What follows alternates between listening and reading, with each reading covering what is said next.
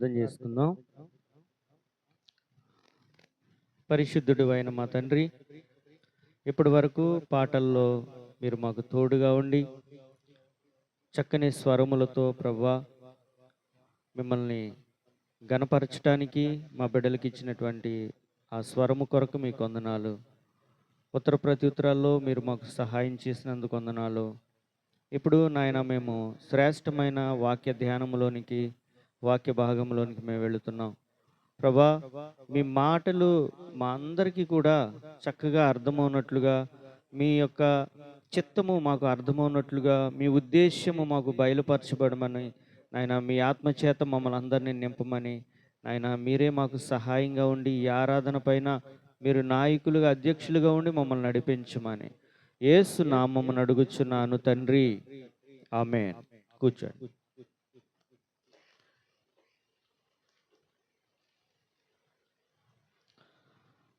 రెండవ సమూయేలు పాత నిబంధన, రెండవ సమూయేలు 24వ అధ్యాయము 17వ వచనము.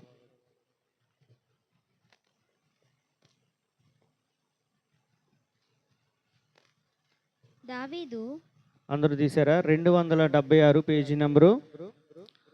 రెండవ సమూయేలు 24వ అధ్యాయము 17వ వచనం చదవమ్మా. దావీదు జనులను నాశనం చేసిన దూతను కనుగొని యెహోవాను ఇలాగు ప్రార్థించెను, చిత్తగించుము, పాపము చేసిన వాడును నేనే, దుర్మార్గముగా ప్రవర్తించిన వాడును నేనే. గొర్రెల వంటి వారు వీరేమి చేసిరి? నన్నును నా తండ్రి ఇంటి వారిని శిక్షించుము. చాలు.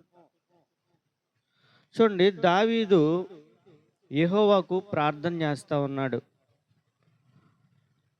ఏం చేస్తా ఉన్నాడు అంటే, చిత్తగించుము, పాపము చేసిన వాడును నేనే, దుర్మార్గముగా ప్రవర్తించిన వాడును నేనే.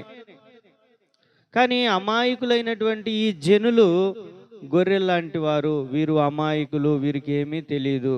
కాబట్టి వారి మీద ఉంచినటువంటి శిక్షను తీసివేసి నన్నును నా ఇంటి వారి మీదకు ఆ శిక్షను మీరు వేయండి అంటున్నాడు. నేను దానికి బాధ్యుడను, నేను అవివేకపు పని చేశాను, నేను దుర్మార్గపు పని చేశాను అని దావీదు యెహోవాకు ప్రార్థన చేస్తా ఉన్నాడు. దావీదుతో దేవుడు ఒక మాట చెప్పారు, దావీదు నా హృదయానుసారుడు అన్నారు. దావీదుని గురించి ఏం చెప్పబడి ఉందంటే, దావీదు నా హృదయానుసారుడు అన్నారు. మరి ఈ రోజున అనేక మంది సేవకురాండ్రు కూడా దేవుని పని చేస్తూ ఉన్నారు. కానీ ఎంతమంది దేవుని హృదయాన్ని ఎరిగి ఉన్నారు? ఎంతమంది దేవునిని హత్తుకుంటున్నారు? దేవుని ఉద్దేశాలేంటో మనం తెలుసుకుంటే, దేవుని మనసు ఏంటో మనం అర్థం చేసుకోగలిగితే దేవుని చిత్తం మనకు అర్థమైపోద్ది.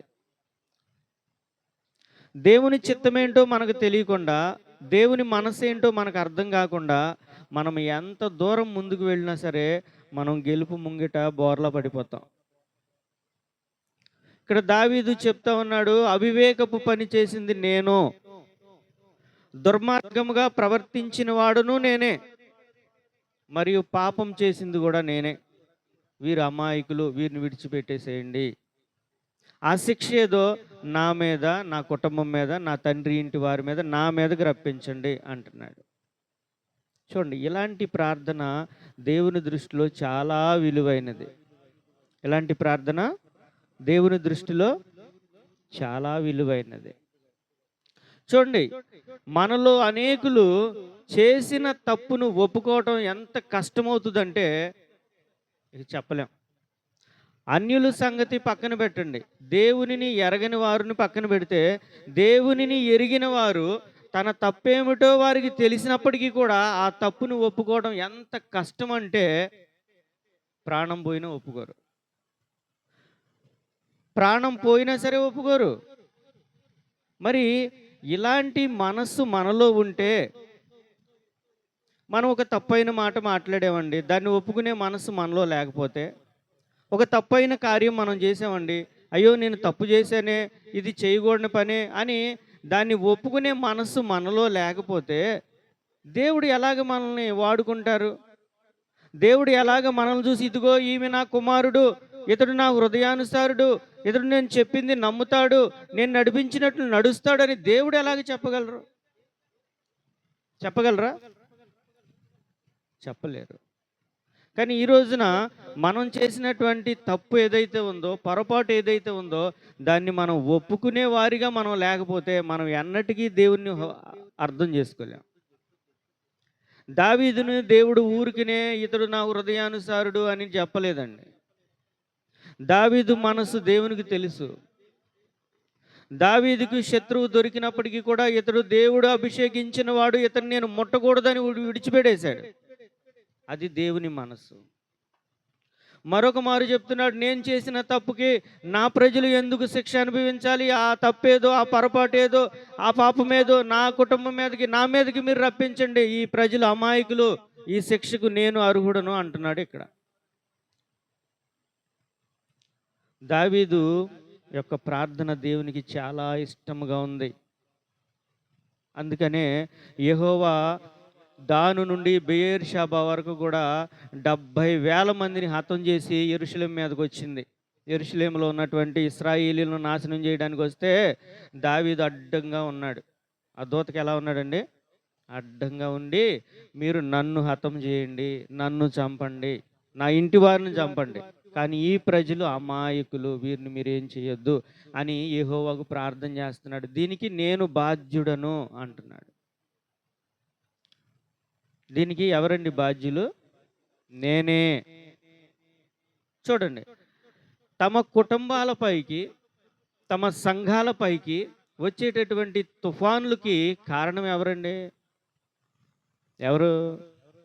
నేనే అని ఎవరైతే ఒప్పుకుంటారో, నా కుటుంబము ఇలాగ పాడైపోవటానికి కారణం నేనే అనే మనసు ఎవరిలో ఉంటుందో, లేకపోతే దీనికి బాధ్యురాలను నేనే అని ఎవరైతే కుటుంబంలో యజమాని లేకపోతే యజమానురాలు ఇది నా తప్పే అని ఒప్పుకుని ప్రార్థన చేస్తారో, అప్పుడు ఆ ప్రార్థన ఎలా ఉంటుందంటే దేవునికి చాలా ఇష్టముగా ఉంటుంది. ఇది నాది కాదు, ఇది నాది కాదు, ఇది నాది కాదు అన్నట్లుగా మనం ముందుకెళ్ళిపోయాం అనుకోండి, ఈ తప్పు నాది కాదులే అని దావీదు కూడా అన్నాడు అనుకోండి, యెరూషలేం ఉండేదా? యెరూషలేంలో ప్రజలు ఉండేవారా? దేవుడు చెప్పిన వాగ్దానం నెరవేరేదా? నేను ఇశ్రాయేలును కోరుకునేవాడును, నేను నీ కుటుంబాన్ని స్థిరపరుస్తాను, నేను అబ్రహాము, ఇస్సాకు, యాకోబులతో చేసిన ప్రమాణమును నీ కుటుంబం మీద, నీ ఇంటి వారిని మీద నేను నిలుపుతాను అన్న వాగ్దానం నెరవేరేదా? కాబట్టి మనము బహు జాగ్రత్తగా ఉండాలి. ఒకసారి మొదటి దిన వృత్తాంతములు చూద్దాం. అసలు ఎందుకు ఈ యుద్ధం వచ్చింది, ఎందుకు కత్తి పట్టుకుని ఆ దేవదూత ఆ యెరూషలేం మీదకి వచ్చింది అనేది మనం చూద్దాం. 21వ అధ్యాయము మొదటి వచనం నుండి కొన్ని వచనాలు మనం చదువుకుందాం. మొదటి దిన వృత్తాంతములు 21వ అధ్యాయము చదవండి. పేజీ నెంబర్ 351, మొదటి దిన వృత్తాంతములు 21వ అధ్యాయము మొదటి వచనము. తరువాత సాతాను ఇశ్రాయేలునకు విరోధముగా లేచి ఇశ్రాయేలీలను లెక్కించుటకు దావీదును ప్రేరేపింపగా దావీదు యోవాబునకును జనుల యొక్క అధిపతులకును మీరు వెళ్ళి బెయేర్షెబా మొదలుకొని దాను వరకు ఉండు ఇశ్రాయేలీలను ఎంచి వారి సంఖ్య నాకు తెలియుటకై వారి సంఖ్య నాకు తెలియుటకై నా యొద్దకు దాన్ని తీసుకొని రండని నా యొద్దకు దానిని తీసుకుని రండని ఆజ్ఞ ఇచ్చెను. అందుకు యోవాబు రాజా నా ఏలినవాడా యెహోవా తన జనులను ఇప్పుడు ఉన్న వారి కంటే నూరంతలు ఎక్కువ మందిని చేయునుగాక. వారందరూ నా ఏలినవాని దాసులు కారా? నా ఏలినవానికి ఈ విచారణ మేలా? ఇది జరగవలసిన హేతువేమి? జరిగిన ఎడల ఇశ్రాయేలీయులకు శిక్ష కలుగును అని మనవి చేసెను. అయినను యోవాబు మాట చెల్లక రాజు మాటయే చెల్లెను గనుక యోవాబు ఇశ్రాయేలు దేశమందంతటా సంచరించి తిరిగి యెరూషలేమునకు వచ్చి జనుల సంఖ్య వెరసి దావీదునకు అప్పగించెను. ఇశ్రాయేలీలందరిలో కత్తిదూయువారు 11 లక్షల మందియు. ఇశ్రాయేలీలో కత్తి దూసేవారు అంటే యుద్ధం చేసేవారు ఎంతమంది ఉన్నారు? 11 లక్షల మంది ఉన్నారంట. యూదా వారిలో కత్తిదూయువారు 4,70,000 మంది సంఖ్యకు వచ్చిరి. రాజు మాట యోవాబునకు అసహ్యముగా ఉండెను గనుక అతడు సరే ఇదంతా మీరు ఇంటికి వెళ్ళి చదువుకోండి. అయితే దావీదుకు దేవుని యొక్క నడిపింపు చక్కగా ఉంది. దావీదును దేవుడు కోరుకున్నారు. దావీదు దేవుడి చిత్తంలో నడుస్తున్నాడు. అనేక యుద్ధాలలో దేవుడు చక్కగా దావీదుకి విజయాన్ని ఇస్తా ఉన్న సందర్భంలో సాతాను ఇశ్రాయేలీయులకు విరోధముగా వారిని లెక్కించటానికి దావీదును ప్రేరేపించింది. ఇక్కడ మనుషులను లేకపోతే సైన్యమును లెక్క పెడితే తప్పేముంది? ఏమన్నా తప్పుందా చెప్పండి? మన సైన్యం ఎంతమంది అనేది లెక్క చూసుకోవడం తప్పేమన్నా ఉందా? ఏంటమ్మా మెలకుగానే ఉన్నారా? ఇశ్రాయేలీలో ఉన్నటువంటి సైన్యము, మన సైన్యం ఎంత అనేది లెక్క పెట్టడం తప్ప కాదా చెప్పండి? మనం ఎంతమంది ఉన్నాం, మన సైన్యం ఎంత అనేది లెక్క పెట్టడం తప్పు కాదా?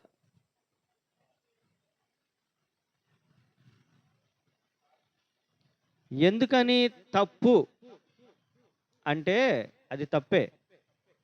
ఎలాగ తప్పు? ఒక రకంగా ఆలోచిస్తే తప్పు కాదు, మరొక రకంగా ఆలోచిస్తే అది తప్పు. మనం మానవ స్వభావంతో దాన్ని చూస్తే అది తప్పు కాదు. అరే మన సైన్యం ఎంత, మన బలం ఎంత చూసుకోవడం తప్పు కాదు, కానీ దేవుని దృష్టిలో అది తప్పే. చూడండి ఒకసారి సమూయేలు గ్రంథం చూడండి, అప్పుడు మీకు అర్థమవుతుంది అది ఎందుకు తప్పు.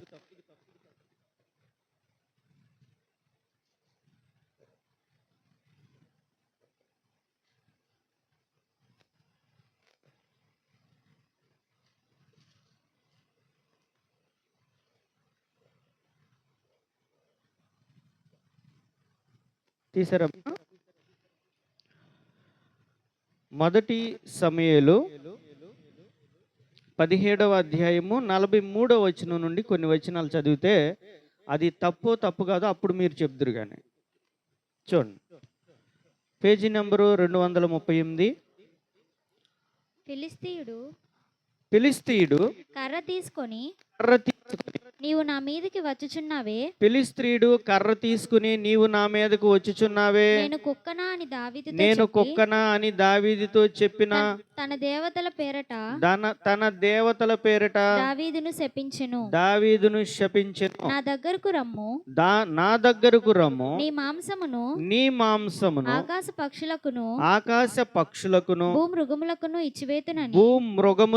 ఇచ్చివేతునని ఆ ఫిలిస్తీయుడు దావీదుతో అనగా దావీదు నీవు కత్తియు ఈటయు బల్లెమును ధరించుకొని నా మీదకి వచ్చుచున్నావు. అయితే నీవు తిరస్కరించిన ఇశ్రాయేలీల సైన్యములకు అధిపతియగు యెహోవా పేరిట నేను నీ మీదకి వచ్చుచున్నాను. ఈ దినమున యెహోవా నిన్ను నా చేతికి అప్పగించును. ఈ దినమున నిన్ను యెహోవా నా చేతికి అప్పగించును. నేను నిన్ను చంపి నీ తల తెగవేతును. ఇశ్రాయేలీలో దేవుడున్నాడని లోక నివాసులందరూ తెలుసుకొనున్నట్లు నేను ఈ దినమున ఫిలిస్తీయుల యొక్క కళేబరములను ఆకాశ పక్షులకును ఇత్తును. భూమృగములకును ఇత్తును. అప్పుడు యెహోవా, ఈ పాయింట్ జాగ్రత్తగా వినండి. అప్పుడు యెహోవా కత్తి చేతను ఈటె చేతను రక్షించువాడు కాడని ఈ దండు వారందరూ తెలుసుకొందురు. యుద్ధము యెహోవాదే. ఆయన మిమ్మును మా చేతికి అప్పగించునని చెప్పెను. ఇప్పుడు చెప్పండి, ఆయన కత్తి చేత గాని బలము చేత గాని, అప్పుడు యెహోవా కత్తి చేతనైనను ఈటి చేతనైనను రక్షించువాడు కాడు. అంటే కత్తి దూసేవాళ్ళు అవసరం అండి దావీదును గెలిపించడానికి. అర్థమైందా మీకు? అర్థం కాలేదు కదా? ఏంటి నిద్ర అవుతున్నారా? మరి మాట్లాడరే? యెహోవా కత్తి చేతనైనను వీటి చేతనైనను సైన్యము చేతనైనను బలము చేతనైనను రక్షించువాడు కాడు. ఎలాగ రక్షిస్తాడు? 3 రాళ్లతో గొలియాతును ఓడించగలిగినటువంటి దేవుడు ఆయన. నేను నిన్ను 3 రాళ్లతో బలవంతుడైనటువంటి ఫిలిష్తీ శూరుడిని నీ చేత ఓడించాను కదా. కత్తి దూసేవారు ఈటెలు పట్టుకుని యుద్ధం చేసేవారు నీకెందుకు? నేనే నీ బలము అంటున్నాడు దేవుడు. నేనుండగా నీ బలం ఎంతో చూసుకుంటున్నావేంటి? నువ్వు నా మీద ఆధారపడాలి కదా, నువ్వు సైన్యం మీద ఆధారపడుతున్నావేంటి? అది తప్పు. అర్థమైందా? నువ్వు సైన్యం మీద ఆధారపడి యుద్ధంలో విజయాన్ని సాధిస్తున్నానని నీవు అనుకుంటున్నావా? నీ బలాన్ని బట్టి నువ్వు యుద్ధంలో సాధిస్తున్నావని, యుద్ధంలో విజయాన్ని సాధిస్తున్నావని నువ్వు అనుకుంటున్నావా? యెహోవా కత్తి చేతనైనను ఈటి చేతనైనను నీకు యుద్ధాన్ని ఇస్తున్నాను నేను అనుకుంటున్నావా? యుద్ధము యెహోవాదే, నాది యుద్ధం. నేను నిన్ను గెలిపిస్తున్నాను. కానీ నీ సైన్యం ఎంత, నీ బలం ఎంత అని నువ్వెందుకు చూస్తున్నావు? అది దేవునికి నచ్చలేదండి. అందుకని దేవుడు ఒక తెగులును పంపించారు. ఒక తెగులును పంపించి ఒక సేవకుని పంపించారు ఆయన దగ్గరకు. ఆయన పేరు గాదు. ఆ గాదు ఆయన దగ్గరికి వచ్చాడు. అయ్యా, నువ్వు ఒక అవివేకపు పని చేసావు కాబట్టి దేవుడు నీకు 3 విషయాలు చెప్పమన్నారు. ఎన్ని విషయాలు? 3 విషయాలు చెప్పమన్నారు. ఆ 3 ఏంటి చూడండి. 11వ వచనం, 351 పేజీ నెంబరు 21వ అధ్యాయము మొదటి దిన వృత్తాంతములు 11వ వచనం నుండి చదవమ్మా. కావున గాదు దావీదు నొద్దకు వచ్చి ఇట్లా నేను 3 ఏండ్ల పాటు కరువు కలుగుట 3 నెలల పాటు నీ శత్రువులు కత్తి దూసి నిన్ను తరుమగా నీవు వారి ఎదుట నిలవలేక నశించిపోవుట 3 దినముల పాటు దేశమందు యెహోవా కత్తి అనగా తెగులు నిలుచుట చేత యెహోవా దూత ఇశ్రాయేలీల దేశమందంతటా నాశనము కలుగజేయుట వీటిలో ఒక దానిని నీవు కోరుకొనుమని యెహోవా సెలవిచ్చుచున్నాడు. కావున నన్ను పంపిన వానికి నేను ఏమి ప్రత్యుత్తరం ఇవ్వవలెనో దాన్ని యోచించుము. అందుకు దావీదు నేను మిక్కిలి ఇరుకులో చిక్కి ఉన్నాను. యెహోవా మహాకృప గలవాడు. నేను మనుషుల చేతిలో పడక ఆయన చేతిలోనే పడుదును గాక. చాలు. అయితే 3 విషయాలు దావీదు ముందు దేవుడు ఉంచారండి. 3 ఏండ్ల పాటు నీ దేశంలో కరువు రావటానికి నువ్వు ఒప్పుకుంటావా? 3 నెలలు నీ శత్రువులు నిన్ను తరుముతుంటే నీవు ప్రాణభయంతో పారిపోతావా? లేకపోతే 3 రోజులు కరువు తెగులు చేత నాశనం చేత నీ దేశం మీదకి ఆ నాశనాన్ని రప్పించమంటావా? ఏది నీకు కావాలి కోరుకో అని ఆ దేవాతి దేవుడు దావీదు అంటాడు, అయ్యా, మనుషుల చేతిలో పడుట కంటే మనుషులు నన్ను తరవటం ఏంటి, మనుషులు నన్ను ఓడించడం ఏంటి, అదేదో మీ చేతిలోనే నేను పడతాను అని ఆ 3 రోజులు తెగులుకి దావీదు ఒప్పుకుంటాడు. ఆ 3 రోజులు తెగులుకి దావీదు ఒప్పుకోవడాన్ని బట్టి యెహోవా దూత ఒక కత్తి పట్టుకుని దాని నుండి మొదలు పెట్టుకుని వస్తుంది. ఒక్కొక్కరిని నరుక్కుంటా వస్తుంది. 70,000 మందిని నరికింది. దావీదు వచ్చాడు, అడ్డంగా నుంచున్నాడు. నన్ను నరుకు, నన్ను చంపండి, ఎందుకు? తప్పు చేసింది నేను. ఎవరండి తప్పు చేసింది? అవివేకపు పని చేసింది ఎవరు? నేను. ఈ జనులను లెక్క పెట్టమన్నది నేను. అపవాది ఇచ్చినటువంటి ఒక సలహా ద్వారా, లేకపోతే సాతానుడు ఇచ్చినటువంటి ఒక ఆ సలహా ద్వారా ఒక ఊరిలో, అపవాది ఊరిలో పడింది నేను. తప్పు చేసింది నేను. కాబట్టి నన్ను, నా ఇంటి వారిని మీరు హతం చేయండి, వారు అమాయకులు అంటున్నాడు. వారికి ఆ దేవుని దూతకి వారి ప్రజలకు మధ్యగా నిలబడ్డాడు దావీదు. అప్పుడు నిలబడి ప్రార్థన చేస్తున్నాడు, అయ్యా నన్ను చంపండి అంటున్నాడు. ఆ ప్రార్థన దేవునికి ఇష్టమయ్యి యెహోవా దూతకు ఆజ్ఞాపిస్తారు ఆ దేవాతి దేవుడు, అయ్యా నీ కత్తి నీ వరలో పెట్టేశాయి, వారి మీద నేను సంతాపపడుతున్నాను, వారిని విడిచిపెట్టేస్తున్నాను అని ఆ దేవాతి దేవుడు ఆజ్ఞ ఇచ్చినప్పుడు ఆ కత్తి ఆ దూత వరలో పెట్టేసింది. ఈ రోజున మన కుటుంబాలపైకి, మన సంఘాలపైకి వచ్చేటటువంటి తెగుళ్ళు కారణం ఎవరండి? ఒకప్పుడు మనం గొప్పవారము, యోగ్యులము, బలవంతులము, మనకు ఎదురు లేదు, మన సంఘం గొప్పది అని మనం బలంగా చెప్పుకున్నాం. మనకంటే యోగ్యులు ఎవరు లేరు, మనం అందరికంటే గొప్పవారమని మన సహోదరులు అందరూ కూడా డంకా బాయించారు, డంకా మోగించేశారు బాగా. కానీ మన బలమేది? మరి ఒక్కొక్క గొర్రెను అపవాది మెడబట్టుకుని బయటికి ఈడ్చుకుని వెళ్ళిపోతుంటే అక్కడ ఉన్నటువంటి నాయకులేమి, సేవకులేమి, అక్కడ ఉన్నటువంటి అధికారులేమి ఏం చేశారు? గోనిపట్ట ధరించారా?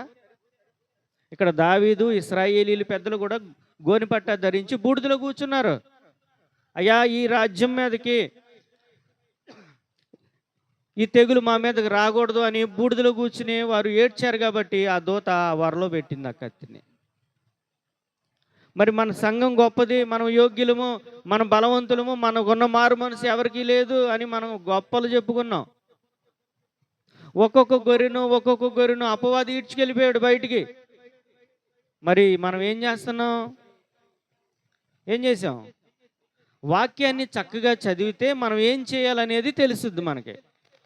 వాక్యాన్ని బాగా చదివితే ఏ పరిస్థితికి ఎలాగ మనం పని చేయాలనేది మనకి కరెక్ట్గా తెలుస్తుంది. మనం వాక్యాన్ని సరిగా ధ్యానించకపోతే, వాక్యాన్ని మనం అర్థం చేసుకోకపోతే, దేవుని మనసు మనకు అర్థం కాదు, మనం ఎలాగ ప్రవర్తించాలో కూడా తెలియదు. ఒక సంఘము పాడైపోయేటప్పుడు ఆ సేవకుడు ఏం చేయాలంటే బూడిదలో కూర్చోవాలి. వెళ్ళి అక్కడ పెద్ద పెద్ద మంటలు ఎత్తే బూడిద ఉంటుంది, అక్కడ కూర్చోవడం కాదు, ఉపవాసం ఉండి ప్రార్థన చేయాలి. ఎందుకు నా సంఘం బలహీనం అయిపోతుంది? ఎందుకు నా కుటుంబం బలహీనం అయిపోతుంది? ఎందుకు నా బిడ్డలు బలహీనం అయిపోతున్నారు? దానికి కారణం ఏంటి అని బూడిదలో కూర్చోవాలి.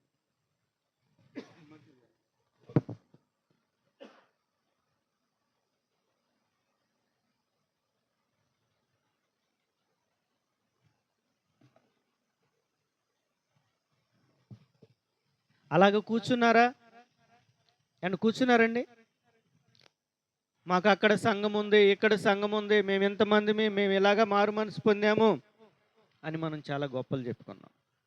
ఇప్పుడు ఇతడు మా సహోదరుడు అనడానికి అవకాశం ఉందా? అపవాది ఎక్కడ నరకాలో అక్కడ నరికేశాడు అందరినీ. ఒక కుటుంబానికి మధ్య చిచ్చు పెట్టేశాడు. ఒక సహోదరుడు ఇంకో సహోదరుడితో మాట్లాడడానికి లేదు, అన్న తమ్ముడితో మాట్లాడడానికి లేదు, అక్క చెల్లితో మాట్లాడడానికి లేదు, ఒక కుటుంబం మరొక కుటుంబంతో మాట్లాడడానికి లేదు. అపవాది ఏం చేశాడంటే ఒక కుటుంబానికి మరొక కుటుంబానికి మధ్య గోడ కట్టేశాడు, కాంక్రీటుతో గోడ కట్టేశాడు, మాట్లాడడానికి లేదు, బంధించేశాడు అంతే. ఇలాంటి బంధకాలు, ఇలాంటి పరిస్థితులు వచ్చినప్పుడు మనం ఏం చేయాలి అనేది దేవుని వాక్యాన్ని మనం జాగ్రత్తగా నేర్చుకోవాలి. దాని నుండి బెయేర్షెబా వరకు కూడా 70,000 మందిని హతం చేసుకుంటూ వస్తున్నటువంటి దూత తన ముందు ఉన్నటువంటి దావీదును చూసి ఆగిపోయింది. ఈ తప్పు నాది, నన్ను శిక్షించండి అన్నాడు. ఆ ప్రార్థన దేవునికి చాలా ఇష్టంగా ఉంది. యోనా గ్రంథంలో కూడా ఒక మాట ఉంటుంది, తీయొద్దు, నేను చెప్తాను. అక్కడ ఉన్నటువంటి ఒక దైవజనుడు ఆ ఓడలో ఉన్నాడు. అతడు కూడా ఒక అవివేకపు పని చేశాడు, ఒక తప్పైనటువంటి పని చేశాడు.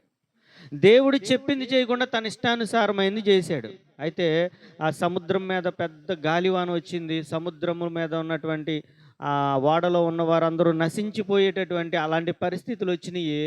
తన తప్పు తాను తెలుసుకుని ఒక మాట అన్నాడు. ఏమన్నాడు? నన్ను ఎత్తి సముద్రంలో పడేసేయండి. దీనికి కారణం నేను ఈ సముద్రంలో పడి చావకుంటే మీరు బ్రతకరు. మీరు బ్రతకాలంటే నేను అందులో పడాలి. ఏంటండి? అలాంటి ప్రాణత్యాగముతో కూడినటువంటి ఆ మాట మాట్లాడాడు కాబట్టి దేవుడు మరలా అతను వాడుకుని ఒక త్రిమింగళం ద్వారా మరలా అతనికి ఆ నినివే పట్టణానికి చేర్చారు. యోనాని దేవుడు ఎన్నుకున్నది నిజమే. ఇతడు మంచివాడే, ఇతడు యోగ్యుడే. ఎందుకు? అతడు చేసిన తప్పును ఒప్పుకున్నాడు. నేను తప్పు చేశాను. వాళ్ళు అన్నారు, ఏంటయ్యా నువ్వెవరు, నువ్వు ఎక్కడి నుంచి వస్తున్నావు, నీ జనమేంటి, నీ ఊరేంటి అని అడిగితే, నేను హెబ్రీడును, నేను ఆకాశానికి భూమికి సృష్టికర్త అయిన దేవుని యందు భయభక్తులు కలిగి ఉన్నాను, కానీ నేను తప్పుదారిలో నడుస్తున్నాను అన్నాడు. నేను యెహోవా సన్నిధి నుండి పారిపోతున్నాను, నేను తప్పులో ఉన్నాను, కాబట్టి నన్ను బట్టి ఇక్కడ ఈ ప్రమాదం వచ్చింది అన్నాడు. నన్ను ఎత్తి సముద్రంలో పడేయండి అన్నారు. ఎప్పుడైతే పడేశారో వీళ్ళు బ్రతికారండి.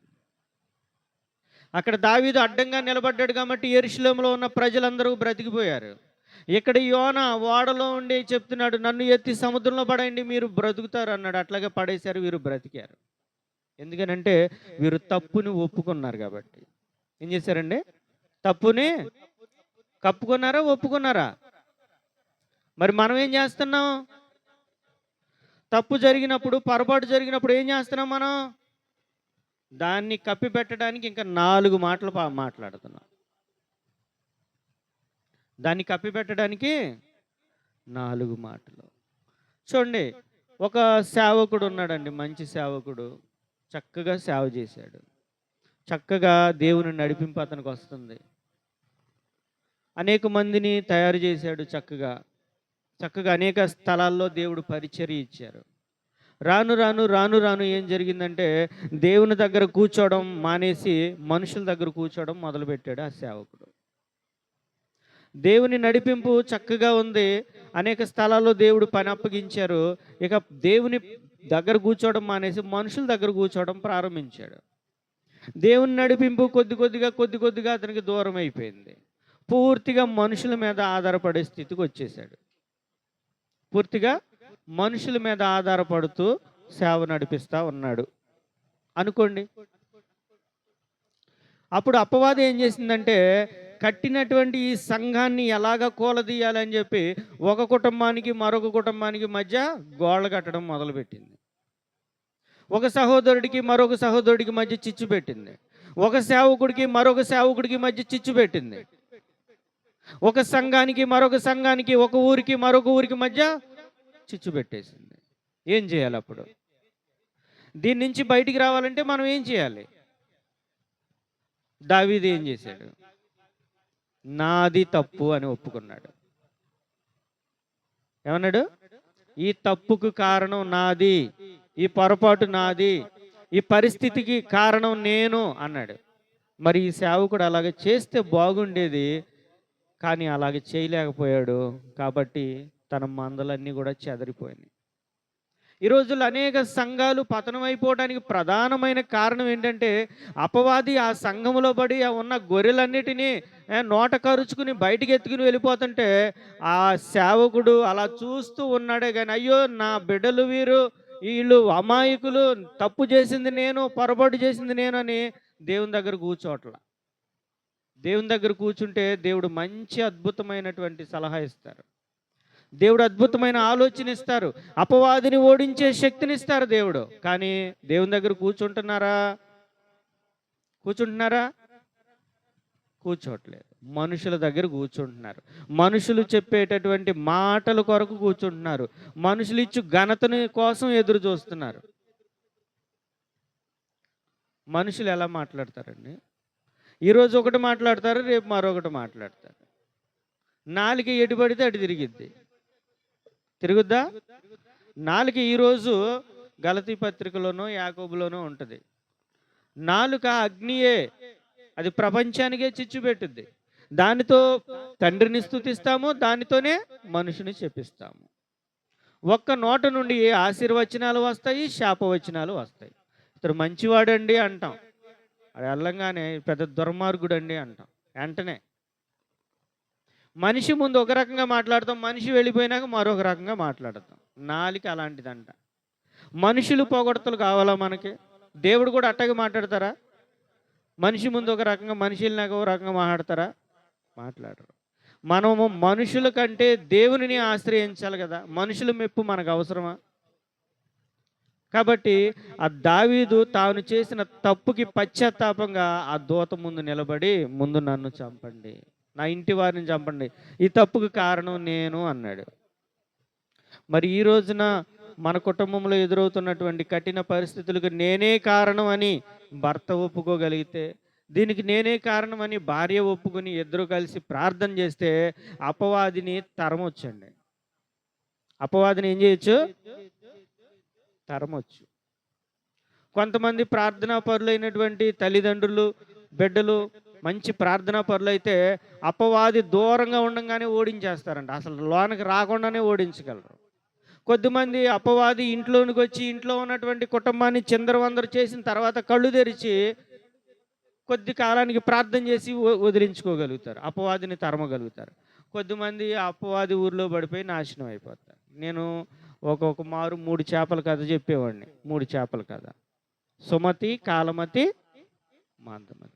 సుమతి మెలకుగా ఉంటుంది, దూరంగా ఉండగానే ప్రమాదాన్ని గుర్తించి తప్పుకుని వెళ్ళిపోద్ది. కాలమతి ఏంటంటే ఆ ప్రమాదం మీద పడిన తర్వాత ఏదో ఒక రకంగా ప్రార్థన చేసి దేవుణ్ణి వేడుకుని దేవుని పాదాలు పట్టుకుని ఆమె కూడా తప్పించుకుంటుంది కాలమతి. ఈ మందమతి ఉందో చూశారు, ఇది ప్రాణం పోయి గోతులో పెట్టేదాకా దీనికి ఎవరూ రాదు. మందమతి అంటే ఏంటనుకున్నారు? ప్రాణం పోయి పూర్తిగా సర్వనాశనం అయిపోయి గోతులోకి వెళ్ళే వరకు కూడా దీనికి ఎవరూ రాదు. అలాంటి మనుషులు, మనస్తత్వాలు ఉన్నాయి. కాబట్టి మన కుటుంబము నాశనం కాకముందే, మన సంఘము అస్తవ్యస్తం కాకముందే, చిందరవందర కాకముందే మనం ఏం చేయాలంటే ఇది నాది తప్పు, ఇది నాది పొరపాటు అని ఒప్పుకునే మనసు ఉండాలి. అలా ఒప్పుకున్నారు కాబట్టి మోషే సందర్భంలో కూడా ఇట్లాంటిది జరిగింది. మోషే నువ్వు పక్కకుండవయ్యా, ఈ ఇశ్రాయేలీలను నేను నాశనం చేసేస్తానన్నారు దేవుడు. అప్పుడు ఏం చేశాడు మోషే? ఒక్క పని చేసే, ఎందుకు వచ్చింది ఇదంతా? నేను ఎంత తీసుకొస్తున్నా వీళ్ళకి ఎవరం తవరం ఉండట్లేదు, ఎన్నిసార్లు మాంసం కావాలంటున్నారు, మంచినీళ్ళు కావాలంటున్నారు, నన్ను బాగా ఇసుకిస్తున్నారు, వేసే ఏత అన్నాడా? అన్నలా. వీరిని తీసుకురమ్మని చెప్పిందే మీరు. వారి దేవుడు వారిని ఎలాగ రక్షించాలో చేతకాక అరణ్యంలో చంపాడన్న నింద ఎందుకు? ముందు నన్ను చంపండి అన్నాడు. ఏమన్నాడు? వారికి ముందున్నది నేను. ఈ రోజుల్లో సంఘములో ముందుండవలసింది ఎవరు? ముందున్నది ఎవరు? సంఘ నాయకుడు, సంఘ ఫాదర్ గారు. ఆయన బూడిదలో కూర్చోవాలి. కుటుంబం నాశనం అయితే కుటుంబం యజమాని కూర్చోవాలి బూడిదలో, ప్రభు సన్నిధిలో కూర్చోవాలి. ఏంటి పరిస్థితి? మోషే అంటున్నాడు, ముందు నన్ను చంపండి, నన్ను తీసేయండి. వీరి దేవుడికి వీరి ప్రజల్ని ఎలాగ రక్షించాలో చేతగాక అరణ్యం సగం దూరం తీసుకెళ్ళి అరణ్యంలో చంపాడన్న అపకీర్తి మీకు ఎందుకయ్యా, ముందు నన్ను చంపేయండి అన్నాడు. దానిని బట్టి మోషేని ఏర్పాటు చేసుకునేది సరి అని దేవుడు నమ్మాడు. ఈ రోజున నీకు ఇచ్చిన రక్షణ ఖచ్చితమే.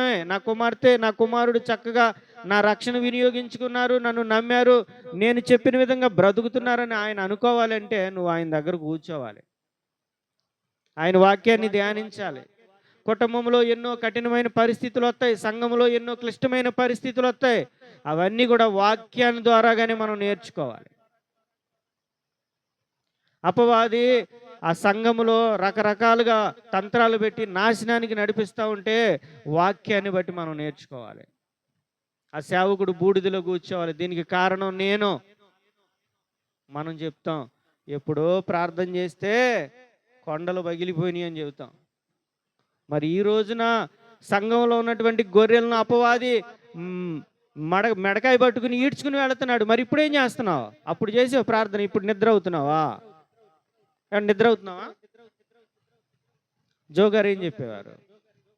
దినదినము ప్రతి దినము మారు మనసు ఉండాలి, మారు మనసుకు తగ్గ క్రియలు ఉండాలి. అందరినీ ప్రార్థనలో నడిపించి జోగారు వెళ్ళిపోయి రూమ్లో పడుకునేవారా? ఆయన మోకరించేవారు. మరి మోకాళ్ళు వేసే సేవకులు ఉన్నారా? మీరు ప్రార్థన చేయండిలే, నేను కిందకి ఇచ్చి వ్యవహారం చేస్తాననే సేవకులు మనం చూస్తున్నాం. కానీ మీరు ప్రార్థన చేయండి, నేను ఇక్కడ ప్రార్థన చేస్తాను, మీరు ఇక్కడ ప్రార్థన చేయండి, నేను అక్కడ ఏకాంతంగా ప్రార్థన చేస్తాననే సేవకులు ఉన్నారా? అలాంటి ప్రార్థన ఉంటే మన సంఘాలు బాగుపడతాయి, మన కుటుంబాలు బాగుపడతాయి, మన జీవితాలు బాగుపడతాయి. దావీదు ఈ అధ్యాయాన్ని బట్టి మనం గొప్ప సత్యాన్ని నేర్చుకోవచ్చు. ఏ సంఘమైన అపవాది ఊరిలో పడినప్పుడు దానికి మొట్టమొదటగా సేవకుడు బాధ్యుడండి. ఒక రైలు విజయవాడ నుంచి బయలుదేరిందండి విశాఖపట్నానికి. ఇంజిన్లో ప్రాబ్లం వచ్చింది. ఇంజిన్ పక్కన పెట్టి బోగీలు వెళ్ళిపోతాయా? నేను సరిగా లేననుకయ్యా, నువ్వు వెళ్ళొచ్చుగా దేవుని దారిలో అన్నాడంట ఒక సేవకుడు. ఇప్పుడు నాలో తప్పు ఉందని మీరు అనుకుంటున్నారు, సరే నన్ను పక్కన పెట్టి మీరు వెళ్ళిపోవచ్చుగా అన్నాడంట. సాధ్యమేనా? సంఘం నాది, ఇల్లు నాది, సేవ నాది, నువ్వెవడో స్టేజీ ఎక్కడానికి అంటాడా? ఆయన్ని ధిక్కరించి వెళ్ళిపోగలరు వీళ్ళందరూ? నేను కరెక్ట్గా లేనని మీరు అనుకుంటున్నారుగా, నన్ను పక్కన పెట్టి మీరు వెళ్ళిపోవచ్చుగా అనండి. అది సాధ్యమేనా? ఇంజిన్ లేకుండా వెళ్ళిపోతాయా బోగీలు? ఇల్లు నాది, సంఘం నాది, ఈ డయాస్ నాది, నన్ను పక్కన పెట్టి నువ్వు చెప్పడం ఏంటి? అంత గొప్పడువా? నా దగ్గర మారు మనసు పొంది నాకే చెబుతావా నువ్వు? కాబట్టి వాక్యాన్ని మనం చక్కగా నేర్చుకుంటే, వాక్యాన్ని మనం చక్కగా అర్థం చేసుకోగలిగితే, ఏ సమయంలో ఎలాగ ప్రవర్తించాలో, ఏ సమయంలో ఎలాగ మనం దేవుని పాదాల దగ్గర కూర్చోవాలో, ఏది ప్రమాదకరమైనటువంటి సమయం వస్తుందో మనం గుర్తించగలం. లేకపోతే అపవాది మన సంఘములో, మన కుటుంబంలో పడి మనం చిందరవందర చేసి గందరగోళం చేసినా సరే మనకు మెళుకు రాదు. ఒక బలవంతుడు ఉన్నాడండి, నిద్రపోతున్నాడు ఒళ్ళో, తలంతా గుండె అయిపోయింది, మెలకు రాలా. ఎప్పుడొచ్చింది మెలకు? తన తలంతా కూడా క్షవరం చేయించేశారు, అంటే గుండు చేయించేసింది. పడుకోబెట్టి లాలించి తొడ మీద పడుకోబెట్టుకుని లేకపోతే ఒడిలో పడుకోబెట్టుకుని మొత్తం గుండు చేసిన తర్వాత మెలకు వచ్చింది. ఏముంది? శక్తిహీనుడు అయిపోయాడు. చివరికి కళ్ళు తెరిచి చూస్తే ఏముంది? ఏమీ లేదు, అంతా అయిపోయింది. అంతా అయిపోయి నాశనం అయిపోయే స్థితి కొరకు దేవుడు మనల్ని పిలవలేదు. దేవుడు ఏమంటున్నారు? మీరు రాజులైన యాజకులు, మీరు నా జనాంగము, నా సొత్తైన ప్రజలు అంటున్నారు. దాని కొరకు దేవుడు మనల్ని పిలిచారు. మనము అపవాది చేతిలో పడి అపవాది మనల్ని పట్టుకుని వెళ్ళి చిందరవందర చేయడానికి కాదు దేవుడు మనల్ని పిలిచింది. అపవాది గర్జించు సింహం వలె ఎవరిని మృంగుదామా అని ఎదురు చూస్తుంది. కానీ మనం ఏం చేయాలి? అపవాదికి అవకాశం ఇవ్వాలా? అపవాదికి చోటు ఇయ్యకుడి. ఎవరికి ఇవ్వాలి చోటు? దేవునికి, దేవుని వాక్యానికి మనం చోటిస్తే అపవాదిని మనం ఓడించగలం. కాబట్టి నమ్మకంగా ఉండి ప్రార్థన చేద్దాం. తలలోంచండి.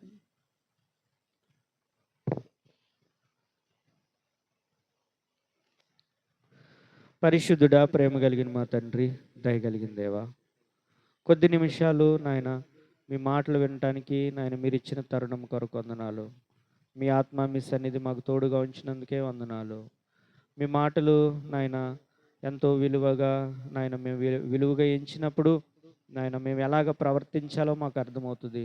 మీ వాక్యాన్ని ధ్యానించినప్పుడు మేము ఎలాగ నడవాలో మాకు అర్థమవుతుంది. ప్రభువా, ఎన్నో విషయాలు మీరు మాకు తెలియపరిచినందుకే వందనాలు.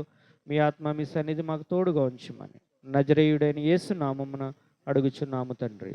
ఆమేన్.